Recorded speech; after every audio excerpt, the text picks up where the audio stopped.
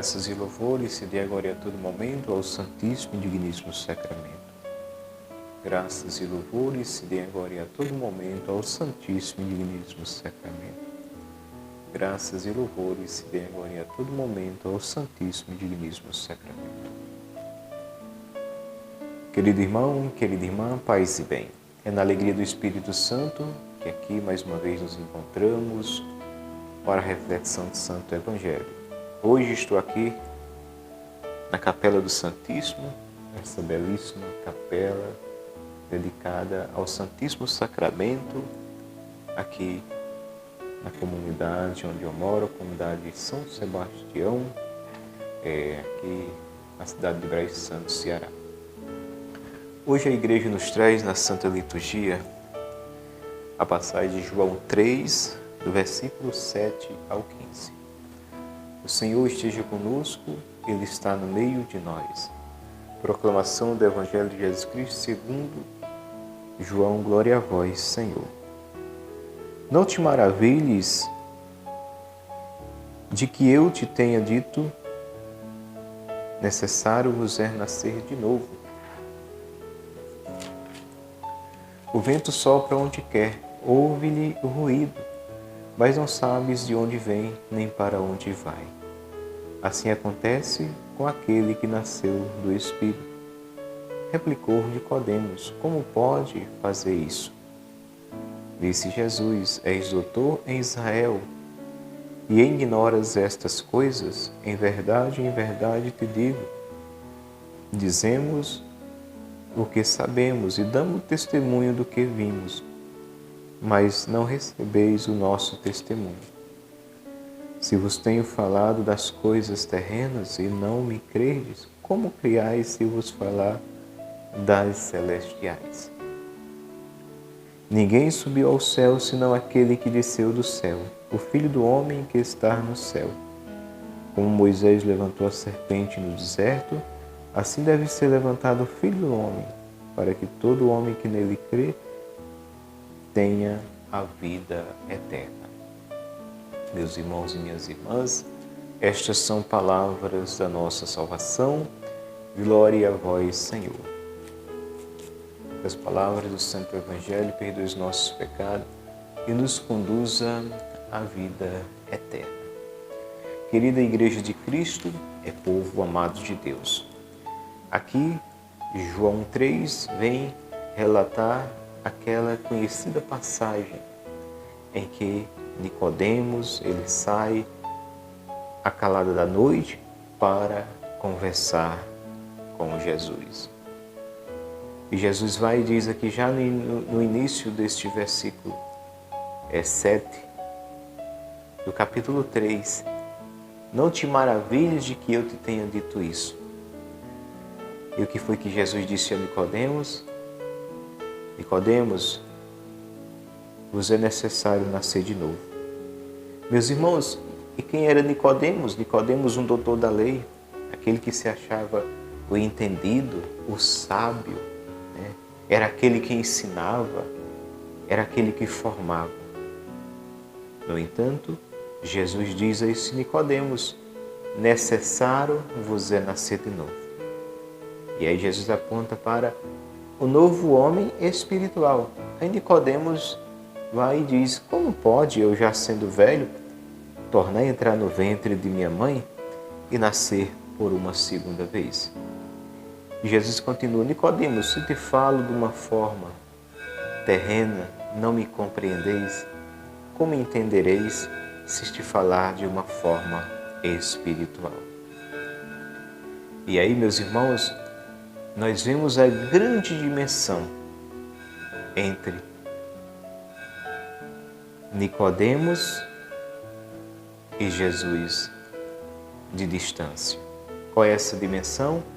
A dimensão que Nicodemos estava enraizado e era totalmente concentrado nas coisas somente terrenas, humanas. Desenvolvia um trabalho para o Deus de Israel, do qual ele se ufanava, ostentava-se de ser ali de Deus, de ser aquele que tinha intimidade com o Pai. E, no entanto, agora, Jesus, Filho de Deus, está dizendo a esse homem que é necessário ele nascer de novo. Muitas vezes nós também podemos estar com o pensamento de Nicodemos, achando que isso basta. Não precisa renovação. Não precisa acontecer uma renovação na minha vida, dessa forma está bom. Nicodemos pensava que estava bom. Nicodemos achava que estava tudo perfeito, que estava cumprindo tudo perfeito, que estava tudo da forma que o Pai quer. Até Jesus chegar e dizer: necessário vos é nascer de novo. Ou seja, meus irmãos, se todo trabalho que nós desenvolvermos para Deus, na igreja, se a gente não procurar esse nascimento em Cristo, Jesus vai nos dizer sempre: necessário, Pedro, é nascer-vos de novo. É preciso que o novo surja. É preciso que morra o velho, como diz, se a semente caída na terra não morre, ela não gera vida. É preciso que o velho morra e que o novo nasça. Do velho dá-se vida ao novo.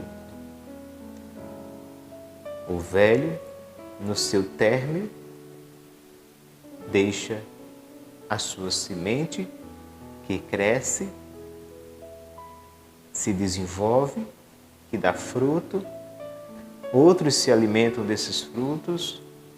Depois essa semente cai à terra, morre, gera o broto, cresce e dá fruto.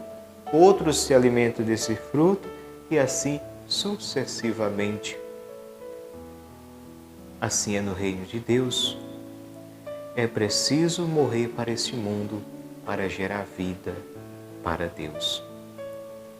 Nicodemos era um doutor da lei, volto a dizer.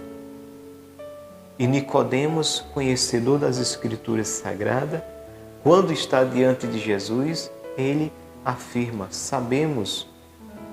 Ou seja, Nicodemos falando por ele e por os demais colegas, ele afirma: sabemos, no plural, e não eu sei, no singular.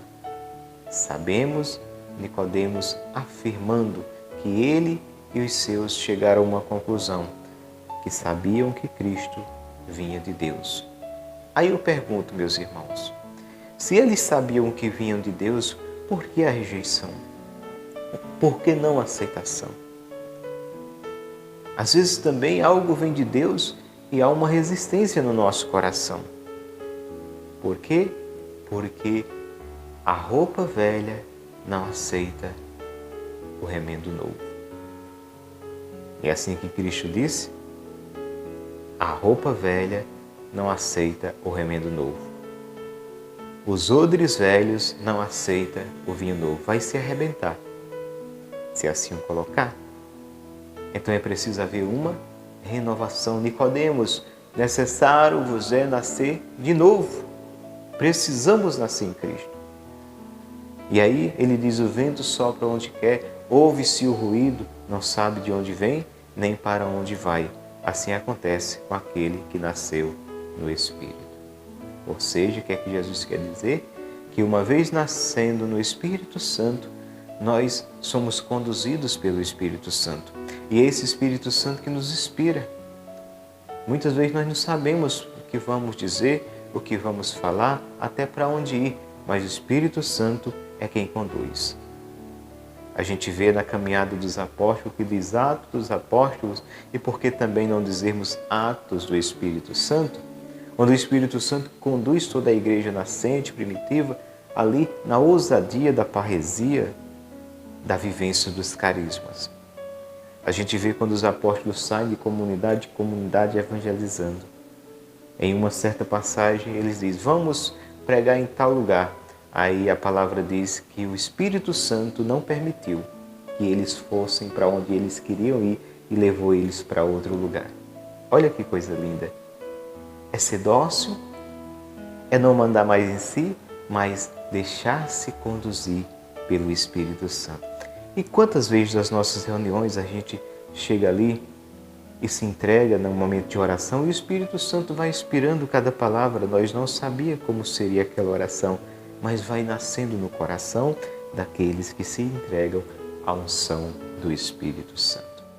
E o Senhor finaliza lá para o versículo 15, assim como Moisés levantou a serpente no deserto, assim será levantado o Filho do Homem, para que todo que nele crê não pereça, mas tenha a vida eterna.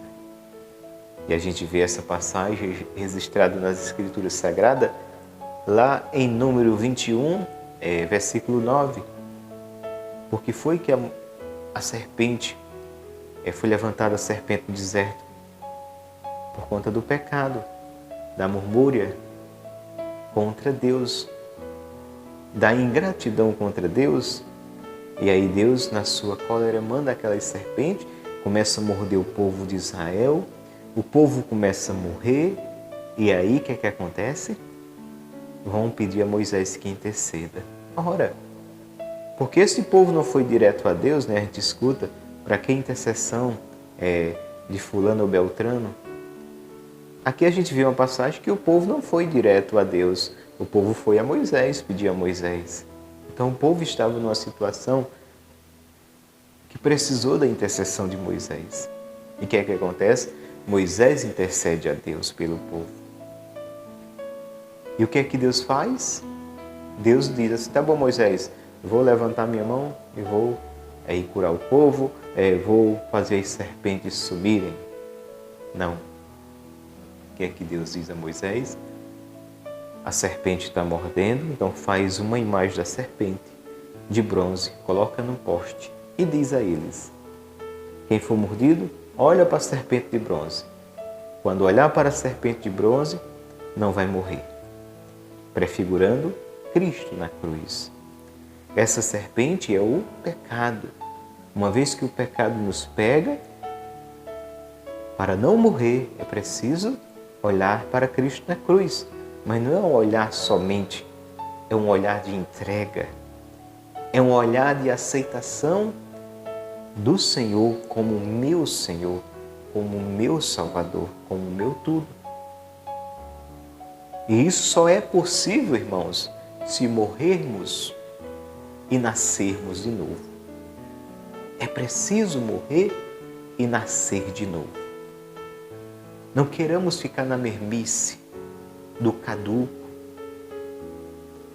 daquilo que já está no tempo de dar vida, ou seja, assim como a natureza nos ensina, uma planta nasce, dá fruto, morre, deixa sua semente para que aquele fruto seja uma planta que dê fruto. E assim também é com nós seres humanos. Nascemos, constituímos famílias, aqueles que são chamados a este sacramento, a esta vocação, e damos vida aos filhos, morremos e os filhos também vão gerando famílias, e aí morrem os filhos dos filhos, e aí sucessivamente. É preciso morrer para dar vida nova.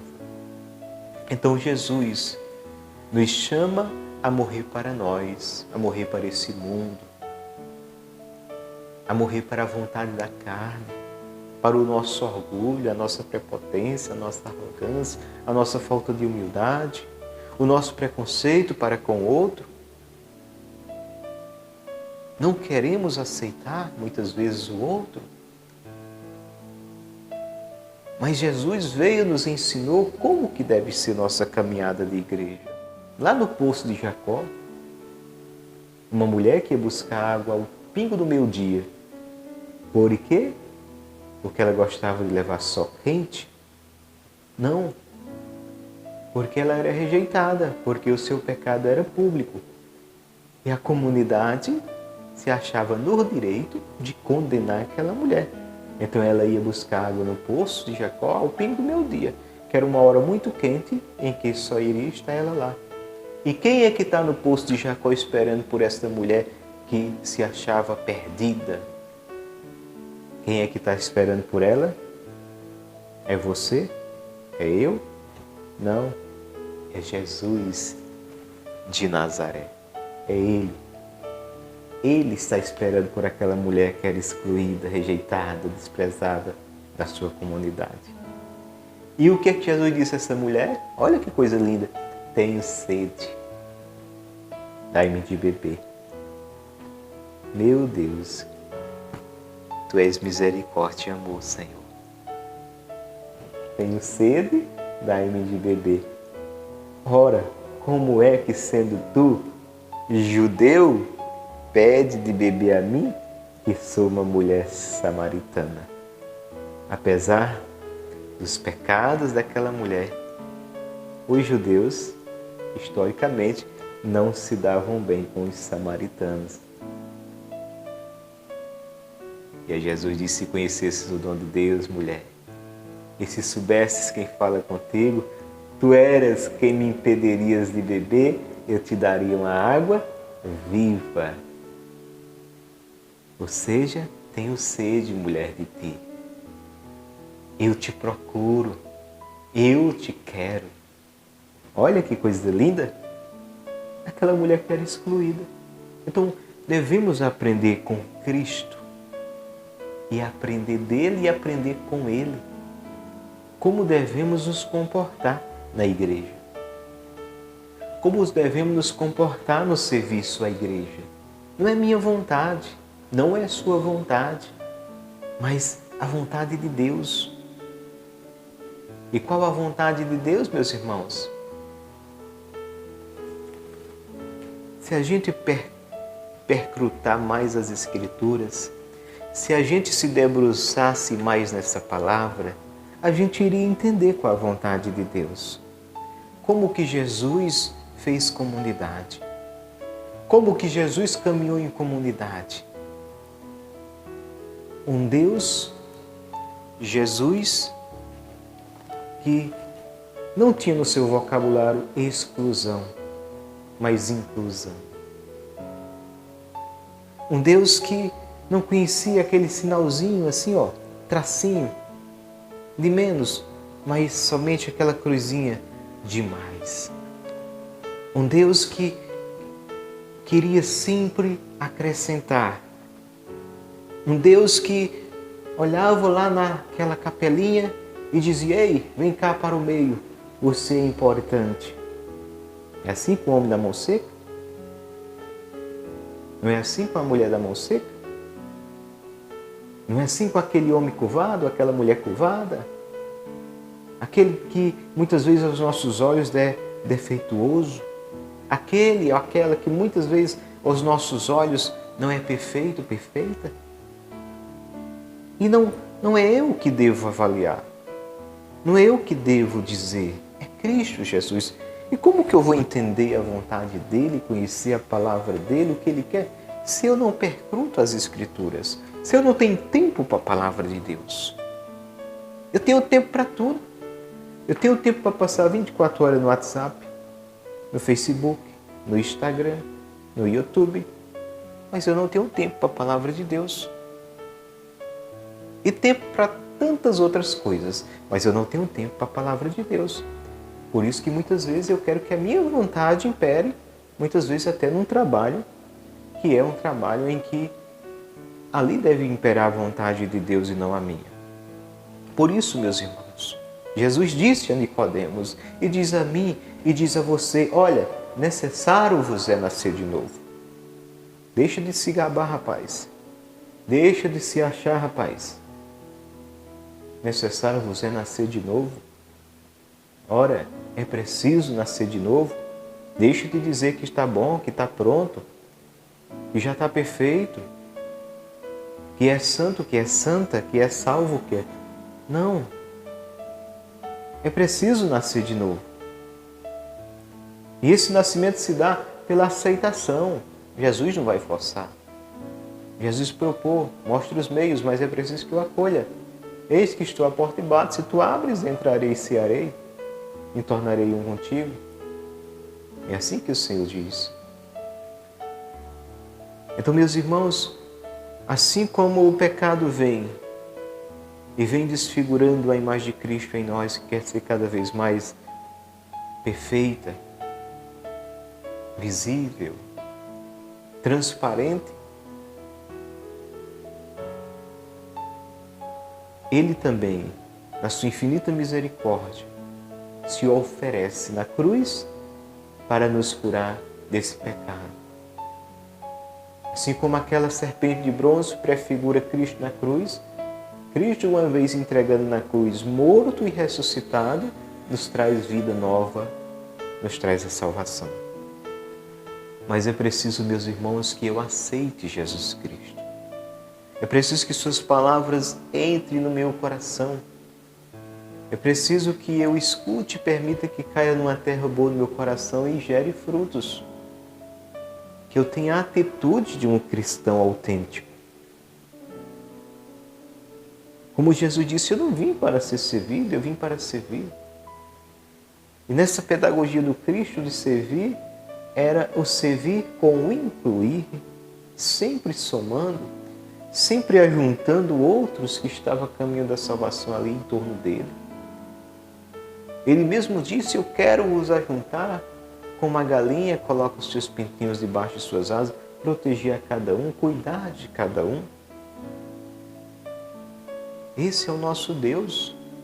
Esse é o Cristo que nós servimos. É o Cristo da Bíblia, aquele que dá a vida, aquele que diz, eu vim para dar vida. E vida em plenitude. Meus irmãos, e nós não podemos perder tempo, até mesmo dentro da igreja. Devemos tomar cuidado para não perder tempo. Não podemos ficar na superficialidade da nossa caminhada, da nossa fé. É preciso mergulhar para as águas mais profundas e deixar-se alcançado por esse Deus. Deixar-se alcançado pela sua misericórdia, pelo seu amor. Deixar-se alcançado e tocado pela graça santificante do Espírito Santo. É isso que o nosso Deus deseja. E devemos ser reconhecidos como? Vejam como eles se amam. De fato, são servos do Cristo, são seguidores de Jesus. Vejam como eles se amam. Era assim que os primeiros cristãos eram reconhecidos nas comunidades onde andavam, pelo amor, o amor. Mas como amar se às vezes não há verdade? Mas como o amor vai ali reinar naquele meio se há trama, se há malícia? Se cogita a queda do outro, o insucesso do outro, se torce para que o outro não consiga realizar tal missão que o Senhor confiou? Meus irmãos, foi assim que queriam sabotar o ministério do Cristo. Aqueles invejosos, fariseus, hipócritas, túmulos caiados, raça de víboras, eles queriam, de certa forma, sabotar a missão do Cristo. E quando eles não tinham argumento, não podia mais ter nada que pudesse ali colocar para convencer as pessoas que estavam em torno de Jesus, que Jesus era um impostor. Eles inventavam coisas da cabeça deles. Jesus cura, Jesus expulsa o demônio, eles dizem, olha, ele está expulsando, ele está curando, mas não é com o poder de Deus, é com a ação do espírito maligno. Eles chegavam a esse ponto. E Jesus diz, todo pecado será perdoado contra mim, mas a blasfêmia contra o Espírito Santo não terá perdão. Eram assim, e por isso eles se condenaram. Eles cavaram a sua própria sepultura, porque não aceitaram o reino de Deus, porque não aceitaram Deus presente, porque rejeitaram o céu, a luz, ficaram envoltos em trevas. Peçamos ao Senhor a graça de aceitar Jesus, mas não só nas nossas palavras, não só como disse Isaías, esse povo me honra com os lábios, mas o coração está distante de mim, mas aceitar Jesus com a nossa vida, aceitando o outro, amando o outro, querendo o bem do outro, torcendo pelo crescimento do outro, torcendo pelo bom trabalho do outro. É isso. E acima de tudo, Jesus disse, é preciso ser um. Assim como eu e o Pai sou um, eu rogo, Pai, para que Ele seja um. É assim que Ele diz, eu rogo para que eles sejam um. E assim sendo e se amando, rogo para que dê fruto e o vosso fruto permaneça. E aí ele dá uma ordem: o que vos ordeno é que vos ameis uns aos outros. Não é verdadeira igreja onde há o ódio, o ciúme, a inveja, a cogitação contra o outro, onde se deseja que o outro sofra, padeça, onde se deseja que o outro venha sucumbir, venha perecer, venha esmorecer, venha desistir. Não, meus irmãos. Se somos um só corpo e Cristo é a cabeça, todos os membros, nós devemos entender que são importantes e, sendo importante, nós devemos cuidar uns dos outros. É uma mão que acaricia a outra, é uma mão que lava a outra, é a mão que lava o pé, é o pé que leva o corpo. E aí por diante, e todos os membros funcionando como deve, é necessário a sobrevivência do corpo. Cristo cabeça, corpo e igreja. Peçamos ao Senhor a graça. Jesus vive presente nesse sacramento do altar. Dai à igreja a graça de viver a unidade, o amor, a fraternidade, a entrega de coração, no serviço e na missão que tu confias a todo cristão. Amém. Querido irmão, querida irmã, aqui foi mais uma reflexão no canal. Fica com Deus, que eu vou com Ele até a próxima oportunidade, se assim Ele nos permitir. Paz e bem. Graças e louvores se deem agora e a todo momento ao Santíssimo e Digníssimo Sacramento. Graças e louvores se deem agora e a todo momento ao Santíssimo e Digníssimo Sacramento. Graças e louvores se deem agora e a todo momento ao Santíssimo e Digníssimo Sacramento. Venho aqui lhe pedir a sua contribuição para o crescimento desse canal. Se esse conteúdo tem tocado o teu coração, tem te servido, peço humildemente, ajude esse meio de comunicação que leva a palavra de Deus a crescer. Deixe seu like, compartilhe este vídeo, esta pregação a outras pessoas.